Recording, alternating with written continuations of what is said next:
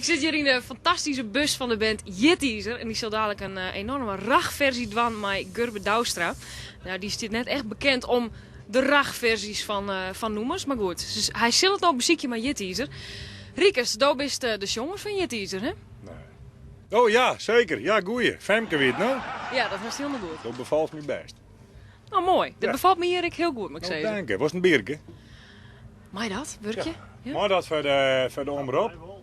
Nou ja, we hebben een koelboxje vol. Ik zou zeggen, pak even hier een dapje weer eerst even. Nou, dan zie ik dat eens even aan. Tjoch. Altijd leer, tjoch. Neem ik niet. Oh. Nou kan je Nou, los. dan kunnen we los. Die smaakt goed. Jitteaser, Ja. met Gurbe Douwstra. Waarom? Ja, het is vregen en wij zeggen altijd ja. Maar wil dat wat? Zo'n keurige jongen als Gurbe Douwstra met zo'n ragband als Jitteaser? Ja, maar Gurbe ben helemaal net zo keurig. Je kan Gurbe alle geven van je radioprogramma en ik ga met die oude meisjes, ik doe het rustig, 134 plus en al die flauwekul. Maar zo keurig is Gurbe helemaal net. Gurbe is een beest. Een beest. Ja, dat zei je. Loon me maar.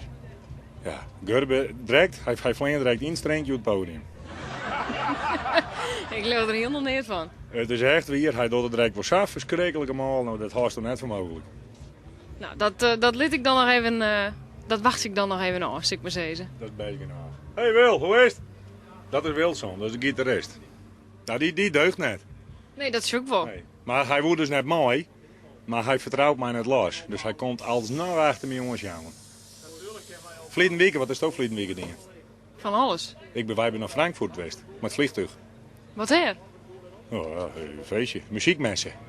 Frankfurt de Messen. Ja.